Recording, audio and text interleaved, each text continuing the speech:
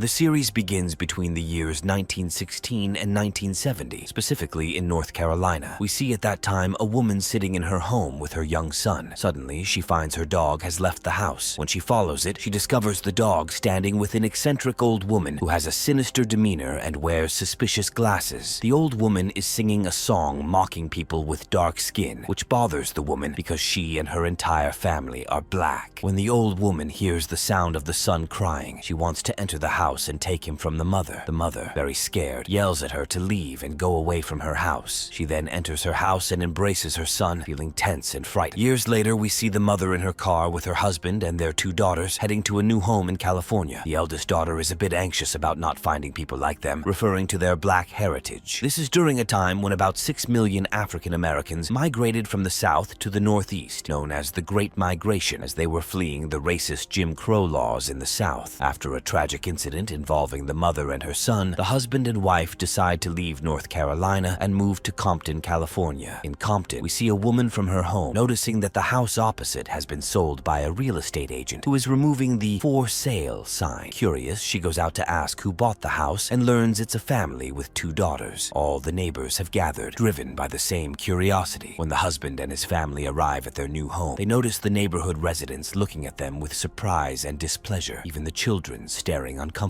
At the same moment, a neighbor calls another neighbor to inform her that the new neighbors are black, shocking the first woman greatly. She and other neighbors look out at the new family in anger and shock. The mother sees them and feels upset, but the curious woman greets her from a distance with a strange, eerie smile before entering her house angrily. As the family views the house with the real estate agent and during the signing of the sales contract, the mother notices a very odd clause stating that no house in the neighborhood may be sold to black people. The agent assures her that such clauses are outdated and only on paper, suggesting they can simply ignore it as it's not important anymore since the house is now theirs. However, the mother is upset with her husband for not telling her that the neighborhood was resistant to housing black people. Looking out the window, she sees the neighbors gathered and talking about them, which makes her very anxious and afraid. At night, Henry wakes up from sleep and finds Livia still awake, unable to sleep, holding a gun to protect herself and her family. Henry reassures her that no one will be able to get close to them. The next morning, Henry finds Betty and the rest of the neighbors have brought chairs and are sitting in the middle of the street in front of their house, playing music very loudly on a recorder. Later, Henry goes to the factory where he is going to work, but the receptionist mistakes him for a janitor because of his skin color. Henry informs her that he is there to meet the factory manager, Story, because he is going to work in the engineering department. A man named Calvin, who is also black, takes Henry to the engineering department. When Calvin learns that Henry is living with his family in Compton, he warns him about the people there, as they are very racist against black people and once drove a black couple mad to force them to leave the neighborhood. When Henry reaches his office, he finds his colleagues looking at him with surprise, but he ignores them and does not engage. Back at home, Livia walks in on her daughter Gracie playing and tells her that she wants to go to school like Ruby. She decides to sing a song she has learned. As soon as Gracie sings the song, Livia completely breaks down and yells at Gracie because of the song, which is the same one the old woman had sung. Gracie tells her that Vera taught her the song, but Livia informs her that Vera is just a fictional character in her mind and asks her never to sing that song again. At night, all the neighbors gather together and agree to devise a plan to make Henry and his family leave the neighborhood. Betty then notices that Midge is not interested in this plan, seemingly fine with having black people in the neighborhood. Later, while everyone is asleep, Gracie wakes up and finds that the dog is not beside her. She gets up and searches for it everywhere in the apartment. Suddenly, she encounters a very tall, frightening woman in the house who approaches her and chokes her. The next morning, Livia goes to wake up the girls and sees marks on Gracie's neck, which terrifies her and makes her break down. She asks Gracie who did this to her, and Gracie tells her that the evil Vera did it and also took their dog. Henry is terrified and searches the entire house to see if indeed someone entered the house at night. He finds the basement door open and the dog killed inside, which completely devastates Livia. She takes the gun and goes out to the street, screaming and yelling as she threatens all the neighborhood residents. At the same time, the neighbors are shocked by what Livia is doing. We go back in time to the year 1946 in North Carolina. At that time, Ruby was a little girl. Livia was pregnant with Gracie. However, Henry was very psychologically disturbed and highly irritable. When Livia sits with him alone, he tells her about what happened to him and his black colleagues in the army. They were subjected to all types of gas tests before the gases were used on the Germans. During the war, they were not allowed to use weapons because they were seen as unqualified, but in reality, they were viewed as merely guinea pigs, not soldiers. Livia then tries to calm him and comfort him about what happened. At night, Henry finds a small dog scratching at the door. He decides to bring it into the house and and keep it. We return to the present time. The police have arrived in the neighborhood and are knocking on Henry's door. Henry and his family are very scared. He hides the gun and asks Livia to calm down before going to open the door. The police then storm into the house, telling Henry and Livia that their neighbors have reported them for threatening them with a gun. One of the police officers holds a photo of Livia with her young son, which greatly upsets Gracie because he is holding a picture of her little brother. At that time, Betty goes to talk to the police officer standing in front of Henry's house, named Sergeant. She is surprised that Livia and Henry have not been arrested yet. Sergeant replies that there hasn't been any incident from Livia and Henry to arrest them for. Not even a single bullet was fired, and the police do not arrest people just because others are afraid of them. He says he cannot take any action against them unless something tangible happens that they can be punished for. Sergeant then enters Henry's and Livia's house and goes down to the basement with Henry to see the dead dog. He suggests that the people who lived in the house before might have laid poison for rats and other animals, and the dog could have been affected by this poison. At that moment, Gracie tells the other police officer that the evil Vera killed the dog. The officer is puzzled by her statement and thinks she is making up a story, but Livia shows him Gracie's neck to let him see the scratches for himself. He's shocked to find that there are no marks on Gracie's neck at all. The scratches have completely disappeared. After the police leave, Henry buries the dog in the garden. Livia argues with Henry for not telling the police what happened. He explains that they would not have believed them because Vera is just an imaginary friend of their daughter, doesn't exist in reality. It wouldn't make sense to tell people that an imaginary friend killed their dog. Later, Henry drops Ruby off at school. She asks him if her mother is crazy, referring to what happened in the morning as abnormal and questioning how she could hold a gun and threaten the neighbors. Henry replies that her mother is going through a tough time and that they need to be there for her and support her. In the house, Livia is with Gracie and they go down to the basement to secure it. At that moment, Livia finds a window that isn't closed and needs fixing. She tells Gracie that whoever entered the house at night must have come in through that window. However, Gracie tells her that Vera is currently with them in the basement. Livia is disturbed by this and tells Gracie that Vera isn't real and exists only in her imagination. Gracie then tells her that Vera is looking at her right now and is surprised how her mother can't see her, especially since her smell is very noticeable. Livia gets worried and scared, asking what she smells like. Gracie says she smells like a dead animal. Livia is terrified because she actually smells a horrible scent as if it's from a dead animal and feels as though someone is standing right in front of her, though she can't see anyone. Suddenly, that moment, the window opens by itself, making Livia very scared. She grabs Gracie and they quickly leave the basement. Afterwards, she talks with Gracie and tells her she believes her, but asks her to promise not to tell her father what just happened. Gracie then tells her that this house is not nice. Since they moved in, she's been seeing the evil Vera who appears to her in a frightening and harmful way. Scared that Vera might do to her what she did to the dog, Livia reassures her that won't happen and that she will protect her from anything. Meanwhile, Betty is at Midge's house, trying to convince her to join them in driving out the black neighbors from the neighborhood. She shows her newspapers writing about black people and how they are a danger to any place. Midge surprises her by revealing that she and her husband Dale have decided to move, and Dale told Clark, Betty's husband, about their decision yesterday. Betty is shocked because Clark didn't mention anything to her and is very upset by this news, smiling a smile filled with anger and resentment. At school, Ruby suffers from her classmates' stares, and in class, everyone mocks her, calling her chimpanzee-like, which makes her cry and break down. The teacher gives her a detention note for causing a disturbance in class. In the detention room, a girl named Doris sits next to Ruby and gets to know her, being kind to her and telling her that she's the first beautiful black girl she's seen. Later, Livia is at the supermarket and decides to buy an axe. Meanwhile, Henry is suffering from hallucinations at work, seeing someone burning due to gases, indicating that he is still suffering from the trauma he experienced while in the army. At night, Betty sits with her husband Clark and expresses her annoyance at Midge because they are leaving their home and the neighborhood, all because of their black neighbors. Instead of fighting with them and Dale to drive them out of the neighborhood, they decided to flee and distance themselves. Then she adds sugar to Dale's car's fuel tank. At the same time, Henry is sitting with his family at the dining table, voraciously eating a blueberry pie, which reminds him of the time when he had just returned from the army. Livia and Ruby are worried about him then. He recalls the death of the dog and its burial. Meanwhile, blood appears at the place where the dog is buried. The next morning, Livia finds that her two daughters are not in their room. She later learns that Henry took them out. When she goes to hang the laundry, she finds a young child messing it up, so she chases him down the street with a stick, and all the neighborhood neighborhood residents look at her with anger and hatred. Meanwhile, Henry is at an electronics store, deciding to buy a television for his children to entertain them. At the store, he sees a satirical show on the TV mocking black people. Later, Henry and the girls return home, very happy with the new television. However, the delivery man, who is also black like them, tells Henry to be cautious for himself and his family in the neighborhood they live in. At the same time, Betty is sitting with a neighborhood resident named George, and it appears there is a relationship between them. He suggests she visit his farm, but she tells him it's difficult for a married woman like her to go to a man's farm and spend time with him alone. George clarifies that he meant she should visit with her husband, Clark. Later, Betty gathers the neighbors at her house and discovers that they also are thinking about leaving the neighborhood because of the black neighbors. This upsets Betty greatly, and she informs them that Clark decided to meet with the men of the neighborhood to find a way to drive this family out of their area. At the same time, Clark is with Earl and Marty, who are also from the neighborhood, and they are verbally harassing Henry while he is installing the TV satellite dish. Henry then threatens them. Clark tries to calm Earl and Marty, informing them that the issue would be resolved through discussion. They then become scared because Henry is very agitated and decide to back off from their actions. Meanwhile, Livia is at Hazel's house, who is revealed to be Henry's cousin. Hazel and her friends and family warmly welcome her because they have missed her greatly. She thanks them for their warm reception, as she hasn't felt this familial atmosphere in a long time. After a while, Livia feels unwell and decides to leave quickly to return home. At the same time, the neighborhood residents are at the meeting organized by Clark. When Clark is late to the meeting, Marty decides to speak in his place. This annoys Betty greatly. Marty recounts how he went with Earl and Clark to confront the black Henry and threat him that he and his family must leave as soon as possible. He advises everyone to act calmly and patiently. Betty interrupts angrily, speaks out, telling everyone that her father and ancestors were building and developing the world, while black people were just slaves and servants to them. Now, she argues, they want to share in the world that whites have created and worked hard for, to live like them and even reside in their neighborhoods. She describes them as mold. If tolerated, they will spread. Eventually, there won't be a place for whites once blacks rise. She urges everyone to immediately start planning to drive the blacks out of their neighborhood. At that moment, everyone claps for Betty and agrees with her statements. Meanwhile, Livia is on the bus when suddenly she finds that everyone on the bus has disappeared. She then imagines a strange and terrifying figure wearing a hood chasing her. As she tries to get off the bus, someone pulls her and causes her to fall to the ground, so she breaks down and screams. Suddenly, the bus driver yells at her and tells her he will call the police. Later, the police officer sergeant arrives with Livia in the car. He talks to her and tells her that her behavior is strange and that this might cause him to side with the residents of the neighborhood. He explains that if she wants the neighborhood residents to accept her, they need to feel safe around her. He then lets her out of the car to go home without arresting or punishing her. When Livia returns home, she recounts to Henry in a state of collapse what happened to her on the bus. Henry tries to calm her down, telling her she needs to get over what happened to their son. However, Livia tells him that there is something strange and unnatural about the place, and she asks him to believe her. She then leaves him and goes into her room. Meanwhile, Clark gathers all the men of the neighborhood in front of Henry's house, and they douse the garden with gasoline, spelling out Negro Heaven, and set it on fire. At this moment, Clark is distressed by what is happening because he is forced into it, while Betty is pleased with the events. The next morning, Henry, upon leaving his house, finds many black dolls hanging in his garden, so he quickly re-enters the house to ensure Ruby and Gracie don't see them. At the same moment, Livia is shocked when she sees the hanged dolls from the window. Henry then talks with Ruby and Gracie, telling them that sick and insane people are ignored and overlooked, and that is what they must do now as they leave the house. He opens the front door, gets them into the car, and tries to calm an extremely agitated Livia. He tells her they now have 3 options. The first is to get a gun and kill everyone in the neighborhood, after which he would go to jail and they would take their daughters. The second is not to go to work or school, staying locked up and afraid in the house. The third is to ignore everything done to them. He assures her that the last option is the right one, calming Livia. As Henry leaves, Livia sees Betty standing and laughing at her, so she goes up to her and confronts her. But Betty tells her that she and her family are not wanted in the neighborhood and should leave if she cares about their safety. Livia challenges her and declares she will stay in her house and threatens her not to come near her or her family. Later, Livia goes to the real estate office and meets Helen to try to return the house and get their money back. However, Helen tells her that this is not possible. For the house to be put back on sale, a certain amount of time must pass and they must complete their loan payments. Livia becomes furious with her and leaves. Afterward, Betty sits with George and tells him about what happened with Livia, describing her as bold and rude. She tells him that she needs a day to get away from everything. George responds by assuring her that he is there for her and she can come to him and seek refuge at any time. At school, Ruby sits sits alone until Doris approaches and asks her to come with her because she wants to show her something. Ruby agrees and goes with her. Doris takes her to the school's storage room to show her two of their classmates in a compromising position, intending to play on their nerves and scare them. Ruby ends up laughing at the sight of them scared. Ruby and Doris then run and hide in the storage room, where Doris applies makeup on Ruby, telling her she is beautiful and should show her beauty. Suddenly, the janitor enters and Ruby leaves the room, surprised to find she was actually alone in the room. Doris does not exist, and Ruby's appearance is terrifying. Meanwhile, Livia is with a neighborhood resident named Johnson, who she discovers by chance is also black. Johnson has been hiding because she is afraid to leave her house. Johnson tells her about the suffering she has endured, days without sleep or food due to fear for her children from the threats and dirty tricks played by the neighborhood residents, and a scary man wearing a hood. Livia is shocked and scared because Johnson describes the same man Livia saw on the bus. Johnson continues explaining that the hooded man taught her how to be liked so that no one would bother her and her children again. He told her she must be clean and wash herself, which is why she bathes more than 10 times a day and scrubs her body hard with a loofah to make her skin white and clean like theirs. At that moment, Livia is devastated by what she hears, unable to believe the state Johnson has reached. Suddenly, Johnson's husband Ronald appears, and Livia is shocked to see his legs are amputated. Livia asks about her children, and just then, the oven timer rings. Johnson, smiling, tells her that her children are now ready, leaves her, and goes to the kitchen. Livia follows her, terrified, and finds the kitchen covered in blood. Johnson then takes her children out of the oven after having baked them. At this moment, Livia collapses from shock, runs quickly, and exits the house. At the same time, Henry is at a private party at the factory he works at. There, Story comes up to him and asks him to leave before Stott, the factory owner, sees him because he hadn't told him that one of the engineers working on the project is black. Henry is upset by this and decides to go to Stott and introduce himself. He talks with Stott and informs him that he is an engineer at his factory and that he graduated from a prestigious university. Stott then appreciates Henry's intelligence. At that time, Betty is at her parents' house, where it is evident that they are displeased with her. She hasn't visited or spoken to them in over 7 years, especially when they learn she's only come to ask for a substantial amount of money. Her father insists that she spends the night before he gives her the check. Reluctantly, Betty agrees, but suddenly, while sitting in her room, she breaks down crying and runs out of her parents' house. When Henry returns home, he finds Livia frightened and distraught. She makes Ruby and Gracie get into the car and tells him that they need to go to Johnson's house immediately. When they arrive, Johnson is surprised by their presence and Livia's inexplicable breakdown. Livia rushes into the house to show Henry what Johnson supposedly did to her children. However, she finds the kitchen clean and nothing amiss. She asks Johnson where her children are, and Johnson tells her that her children are at their aunt's house for the night and that her husband has been mute since returning from the war. At that moment, Henry takes Livia and they return to their home. We then go back in time to when Johnson and Ronald first arrived in California, specifically to Compton, and were at the real estate office with Helen to buy a house she had offered them. Johnson notices a clause in the contract stating that no black person is allowed to live in the neighborhood. Helen reassures her that the clause is outdated and easily removed from the contract since the world has changed and progressed. Ronald signs the contract and buys the house with a substantial loan from the bank. Later, it is discovered that Helen was colluding with the police officer, Sergeant, in a scam targeting black people. They sell them houses and encourage them to take out bank loans, profiting from them. When Helen gets into her car, one of the neighborhood residents attacks her, threatening her not to let any black families live in their neighborhood. We then return to a time when Livia was at her home in North Carolina with her son Chester, specifically when she saw the old woman outside her house. The old woman was singing a racist song against black people. When she hears Chester crying, she asks Livia to bring her son. Frightened, Livia quickly enters the house. Suddenly, she sees a group of men approaching the house. They break the window and enter. Livia hides her son in a room and locks it, but at that moment, the men attack Livia, and the old woman takes Chester from the room where Livia had hidden him. She puts him in a pillowcase and, along with her accomplices, tosses him around like a ball until the child dies inside the pillowcase. Afterward, they all leave the house. We see Livia and Henry at their son's funeral, burying him in a state of shock. Livia is devastated and lashes out, hitting one of the mourners who came to offer condolences simply because she mentioned her son's death. As the days pass, Livia remains silent, her behavior becoming increasingly strange to the extent that Gracie and Ruby become frightened of her. Henry tries to soothe and reassure the children. One night, Henry sees Livia holding the pillowcase in which their son died, sitting and crying uncontrollably. Eventually, Henry decides that they should move to California and leave North Carolina, but Livia refuses to leave the house where she lived with her son. Henry tries to make her understand that they have 2 daughters who need them and need their mother by their side. Back to the present time, Livia wakes up terrified because she dreamt that she was killing killing her daughter Ruby with an axe, suddenly finds her hands and legs dirty. Then, while Henry is shaving in the bathroom, he suddenly finds blood in the sink. At breakfast, Ruby's hands start trembling. At the same time, Livia is straightening Gracie's hair with a hot iron and imagines herself burning her. She snaps out of it when Gracie screams because Livia accidentally burns her neck. When Henry goes to work, he is reprimanded and fired by Story because a colleague didn't work. He didn't cover for it. Story mocks him for his dark skin, but Henry restrains himself to avoid doing something he might regret. At that time, Livia is with Hazel, telling her what's happened to them. Hazel remarks that they were crazy to move to Compton, a neighborhood known for being exclusively white, and tells her that she burnt her daughter not because she doesn't know how to use an iron, but for another reason. She asks Livia to talk about Chester, as it's a big part of her distress and instability. Livia then asks about the people who lived there before them, who were also black. Hazel tells her about the Beaumonts, and how the stress from the neighborhood's residents drove the mother, Arnett, insane, leading her to kill her entire family at home and then being committed to a mental hospital. Livia is shocked by what she hears and quickly leaves Hazel's place. Livia then goes to the mental hospital to meet Arnett, who asks her if she is married and has children because she is going to kill them soon. Livia is stunned. Arnett continues, saying her mother always told her that white people's lives are always beautiful, which she never understood until they moved to Compton. One day, without realizing it, she brought bleach to whiten her son and husband's skin to make their lives as beautiful as her mother had said. They were burnt and died as a result. Arnett claims she did it because of the man in the hood, shocking Livia even more. Equal sign. At that time, Betty is at the bank and discovers that her husband Clark has withdrawn all the money from their joint account without telling her. She is extremely angry at this revelation. At school, Ruby sees Doris again and talks to her. Doris invites Ruby to try out for the cheerleading team together. Ruby is surprised and asks Doris why she doesn't have other friends. Doris responds that she loves Ruby and feels she is a kind person, and they agree to meet in the gym after school. Meanwhile, Gracie is at the nursery. When she goes up to the board to recite the national anthem after memorizing it, all her classmates laugh at her because she can't speak due to her fear. She sees Vera standing at the window looking at her, which causes her to break down crying and repeatedly mutter, "Trapped in the bag," terrifying her classmates. Later, Livia goes to the nursery to pick up Gracie. The teacher tells her what happened and asks about the meaning of trapped in the bag. When Henry returns home, he finds nobody there and sits down to watch TV, agitated and distressed over his job loss. He laughs hysterically without realizing it and imagines the satirical TV show host beside him, asking him to go and take revenge on the person who troubled him. Henry then goes to Story's house, trying to enter without being seen, but when someone passing by notices him, Henry attacks and beats him. Meanwhile, Ruby goes to the gym as she agreed with Doris and finds the cheerleading team practicing. She joins in and dances, but we discover that Ruby is seeing people who aren't actually there in reality, and she is practicing alone. On their way, Livia tries to understand from Gracie what she meant by the phrase she said in the nursery, but Gracie does not respond. Just then, a white family passes by them, looking at them with disdain and anger as usual. Gracie tells her mother that she wants to leave this place. At the same moment, Betty comes out of her house, mocks Livia, and antagonizes her by calling her a racial slur. Livia approaches Betty and slaps her. Betty is shocked and collapses from what happened, then enters her house and starts breaking everything around her and tearing the wallpaper off the walls, utterly distraught. She then calls George and asks him for a favor. At that time, Betty goes to George's farm and asks him to help her get revenge on Livia because she wants to kill her, all because Livia slapped her. George warns her that what she's asking for is very dangerous, but Betty is insistent. George agrees to help her. Meanwhile, Livia is packing up her and her family's belongings at home. She tells Gracie that she believes her, knowing that Vera appears to her and bothers her. She tells her not to be afraid, and if Betty or anyone else from the neighborhood bothers her again, to tell her so she can hit them too. Then Hazel comes to Livia's house. They sit together, and Hazel makes Livia hold a picture of her son Chester and look at it. She tells Livia that she needs to accept that Chester is in a better place with God, that she shouldn't be sad because God has spared him from all that is happening now. Meanwhile, Clark is at home with Earl and Marty. Sergeant arrives after being informed that the house is a mess and Betty is missing. They fear she might have been kidnapped and accuse Henry and his family of being responsible. After Earl and Marty leave, Sergeant tells Clark that Betty left the house on her own accord since her wallet and bag are missing. At that time, Betty is asleep at George's house. When she wakes up, she finds George with a rope and asks him to take her with him as he goes to kill Henry's family because she wants to watch them suffer. However, it is revealed that George has drugged Betty as he can't believe that she is finally in his house with him. George is shown to be obsessed with Betty. She passes out due to the drugs at that moment. Later, Henry is sitting in a cafe, imagining the satirical TV host in front of him again. He tells Henry not to let anyone know what he's thinking about. They talk a lot and laugh loudly, causing everyone in the cafe to look at Henry with great surprise. The satirical man continues, telling Henry that he's a failure even in getting his rights from his boss at work. Henry tells him that he did as he asked and went to Story's house to kill him, but he wasn't there. The satirical man mocks him for always being late, just as he let men assault his wife in North Carolina and the old woman kill his son. Henry is shocked by his words and collapses from the emotional pain. At that time, Hazel is talking with Livia, telling her that they must avenge their children who died and lived in fear because of white people. She asserts they will never let them get close again. Suddenly, while Hazel is holding Livia's hands, blood drips from them. At the same moment, Gracie arrives and is puzzled by what her mother is doing. It appears to her that her mother is alone and not seeing anyone else. Just then, we see Hazel in a strange and terrifying form, with her face disfigured. At school, Ruby is still there, seeing Doris sitting with her and applying makeup. Doris asks Ruby what she wishes for right now. Without hesitation, Ruby says she wishes she could change her skin color to be beautiful and perfect, so that no one would bother her or mock her again. Doris then tells her to close her eyes, and when she opens them again, Ruby is shocked to see that her hands have turned white and her eyes blue. Suddenly, Doris disappears, and at that moment, Ruby sees a can of white paint in front of her. She decides to paint her entire body with it to become white and walks out of the school, shocking everyone who sees her. Meanwhile, Livia and Gracie go down to the basement. Gracie asks her mother whom she was talking to upstairs, since there was no one else in the house. Suddenly, Livia approaches her with an axe, telling her that she will take her to her brother Chester because he surely misses her. At that moment, the man in the hood is standing next to Livia. Gracie moves away and the axe hits the stairs. She tries to escape, but Livia snaps out of it, reassuring Gracie that she is back to her normal self. Just then, Ruby arrives home and tells her mother that she is not feeling normal and strange things are happening to her. At the same time, Sergeant stops Henry and tells him about the incident at Betty's house. He asks Henry how he would feel if his wife were the one missing. Henry is upset by his words, especially when Sergeant mocks Livia's delusions. Henry then pulls out his gun and kills Sergeant. Henry returns home to find Livia in the bathroom with Ruby, cleaning her from the paint she covered herself with. He apologizes to Livia and their children for bringing them to this place. They prepare to leave the house in their car, but at that moment, Earl and Marty are determined to fight with Henry, convinced that he and his wife are responsible for Betty's kidnapping. Clark tries to calm them down, wanting to avoid violence. They go to Livia and threaten her with a gun. At that moment, Henry is still in the house, packing their belongings, when he finds a strange box on the bed. When he opens it, he is horrified and collapses as he finds the body of his son Chester inside. He cries out loudly, heard by everyone, and comes out of the house carrying his son in his arms. Livia is shocked that Henry discovered what she had done, crying and distraught. She tells him that she couldn't bear to leave Chester alone in North Carolina. Before they moved, she dug him up from his grave and hid him in the box to keep him close to her at all times. Afterwards, we see Livia in a mental health hospital. At the time, Henry is sitting with Dr. Moynihan, asking her permission to see Livia because he needs to talk to her and tell her that he isn't angry with her and understands what she did. However, Dr. Moynihan tells him that he cannot see her, as it isn't in the interest of her treatment or beneficial for their daughters to see her in this condition. Henry becomes upset and disturbed by her response. Then, Livia goes to Arnett's room and tells her what happened, how she was about to kill her youngest daughter with an axe because the man in the hood spoke to her and controlled her. It's strange because he knew religious scriptures. At that moment, Nurse Burgess comes and takes Livia back to her room. Livia pleads with Burgess to deliver a message to her husband, telling her that if he were in her place, he would be screaming at the top of his lungs for his family. Meanwhile, George is keeping Betty captive in his farm, excessively caring for her due to his intense love. However, Betty is silent and shocked by what George is doing to her. We discover that he has locked her in a room underground on the farm so she can't ever escape. Later, George returns to Betty again, preparing a romantic dinner. Betty tries to treat him nicely, as if she isn't bothered by him. She then talks to him about the inappropriateness of her captivity for their love, expressing happiness with him and readiness to be his wife, living in his house and beside him like any loving couple. She pretends to get up to clear the dishes, but at that moment, she stabs him in the neck with a dinner knife. George is shocked by her action, leaves her and locks her up. At that time, Marty is watching Henry and his daughters as they return to their home, showing intense anger. Henry tries to calm Gracie, who is terrified by what has happened and doesn't want to see her mother again, imagining that she hurt her brother Chester. Ruby takes Gracie to their room. Suddenly, Earl attacks Henry and beats him. We learn that he had been hiding in the house, waiting for him to return. Marty also arrives and takes hold of Ruby and Gracie. Henry pleads with them to let the girls go, as they are just children. However, Earl and Marty threaten Henry with Ruby and Gracie to make him talk and reveal where Betty is hidden. They lock Gracie alone in a room and Ruby in the kitchen. Marty then accuses Livia of killing her son and burying him in the house, but Henry denies this, saying that white people like them are the ones who killed his son. Afterward, Marty decides to torture Henry, cutting off one of his fingers. Then, Marty and Earl prepare a noose to hang Henry. Gracie and Ruby attempt to help their father, but they fail. At that time, Livia is sitting with Dr. Moynihan and asks her for permission to see her husband and daughters. Dr. Moynihan lies to her, telling her that her husband and daughters do not want to see her. Livia is shocked by what she says and insists that Henry would never say such a thing. At night, Livia wakes up terrified, finding herself tied to the bed. Nurse Burgess enters, who then transforms into the man with the hood. Distraught, Livia begs him to stay away from her family. He responds that he will make them kill each other and will drive Dr. Moynihan insane to make her forget she ever had a family. Livia breaks down and screams. We travel back many years to when the man with the hood was alive. We learn that he was a reverend and deeply religious named Epps. However, the death of his son and his wife Eleanor in an accident deeply traumatized him. He prayed every day, asking God why he took his son and wife and to reveal the reason for their deaths, as he now hates anyone with a family. Along the way, he encounters a cold, shivering child. Epps feels that God has answered his prayers and sent him another child to care for and raise. He decides to name the child Miles. One day, Miles sees two black people, Grafton and Martha, who are distressed because their cart has broken down. Miles calls Epps to help them, and indeed, Epps goes to assist them, welcoming them to his town and reassuring them. He tells them that their town is unlike any other, where everyone follows God's teachings and commands from the Bible. However, the townspeople are upset with what Epps has done, as they do not want black people among them. Epps informs them that he will fix their cart and they will leave. Epps then has a heated discussion with the farmers, who mock him due to the drought, saying God does not tell him where to dig for water. During this time, Grafton wants to know if the cart is fixed yet because he and his wife Martha have a long journey ahead. Epps advises the farmers to dig in a certain place and they will find water there. Meanwhile, Martha sits sewing with the women, who ask her where she learned to sew. They mock her because of her skin color and how she considers herself an American. When they learn she is pregnant, they mock the way she will give birth, convinced that because she is black, she will give birth differently. Later, the townspeople gather, speaking with Epps in amazement, wondering how God has not answered their prayers for water, while an African man easily finds water. They suspect him of being a witch who practices black magic. At night, Epps prays and talks to God about Grafton and his wife Martha, unsure how to handle them and who is right or wrong. We then see Grafton and Martha suffering from the poor treatment. One night, Epps sees Martha standing and holding her stomach in a strange way. The next morning, Martha speaks with Epps, but he sees her in a terrifying and strange form. He tells her that God has enlightened him and he sees her true nature. However, Martha accuses him of saying this because he no longer needs them, suggesting he only brought them into the town to exploit their labor and because her husband helped find water. Epps becomes furious at her, doubting that Grafton is her husband, as she has no ring on her finger. When he insults her, Martha slaps him. Consequently, the townspeople decide to imprison Martha and Grafton. Miles, feeling sorry for them, goes to free Martha and Grafton after everyone has left. However, the townspeople manage to capture them again and decide to punish them. One of the townspeople then warns everyone that their sacred scripture states that anyone who harms a stranger who has sought their help will be cursed for life. Despite this, Epps decides to carry out a punishment due to their alleged theft while escaping with one of their horses. The punishment involves heating up iron and pressing it into their eyes until they are blinded. Martha collapses, curses Epps and all the townspeople. When Epps and the townspeople burn Martha and Grafton, suddenly the entire town catches fire, tormenting everyone with flames. At this moment, Miles takes Epps to the basement, where Epps discovers that Miles is not a small child, but a demon who manipulated him for his own purposes. Miles informs him that if he does not want to die now, he can live, but only if he agrees to kill and torment people, causing them severe suffering. In return, he himself would not suffer. However, if he refuses, his soul will be tormented every second. Epps agrees to the deal without hesitation. Back in the present day, Betty is trying to find a way to escape from the place where she is imprisoned. She is shocked to discover that the door is not locked, quickly exits, and runs to escape before George sees her. But at that moment, George kills Betty as she tries to flee. At the hospital, Nurse Burgess tries to sedate Livia to take her to the operating room, but Livia gains courage, attacks him, and manages to free herself. She goes to the changing room, takes some clothes, dresses up, and heads to the operating room. She attacks Dr. Moynihan before she can perform surgery on anyone and kills her. After leaving the hospital, Livia encounters a security officer who is also black like her. He lets her go without speaking. At that time, Ruby attacks Earl with a shovel in the basement and kills him. Frightened, Marty runs away, but Henry follows him with a gun, shoots him, and tortures him. At this moment, all the townspeople watch what is happening. Marty's wife is terrified for him and threatens Henry that she will call the police, insulting him and calling him a derogatory term. The satirical man reappears at this moment, laughing at Henry for being weak and allowing Marty's wife to insult him. At that time, Ruby asks Gracie to stay at home and not to go out. Gracie tells her that she is afraid that Vera might appear to her. Ruby informs her that Vera is just a fictional character in her mind. After leaving Gracie, Ruby goes to her father, but suddenly she hears a terrifying voice calling her, causing her to be very frightened. At that moment, the place transforms into the school, and she sees Doris in front of her. However, this time she sees her true form, terrifying and disfigured. Doris tells her that she has become like her mother, a copy of her. When Ruby looks in the mirror, she sees her mother's reflection, not her own. Doris tells her that she killed Chester while cleaning him, and now she will clean her as well. Suddenly, Doris transforms into Livia and attacks Ruby, attempting to kill her. Meanwhile, Gracie hears Vera calling her from the closet. When she approaches the closet, someone suddenly pulls her in, and she disappears. When Henry enters the house, he finds himself in a theater watching a performance by the satirical man. Suddenly, he hears the satirical man talking to him. Henry becomes angry and asks him where Ruby and Gracie are. The satirical man points to the theater chairs, shocking Henry when he sees himself sitting with his two daughters, watching the show happily and laughing. Henry collapses because this is the same day he left Livia at home and their son Chester died. The satirical man continues to incite Henry to seek revenge against the townspeople and kill them all. At the same time, Marty is arguing with Clark because he does not want to participate in any crime against Henry and his family.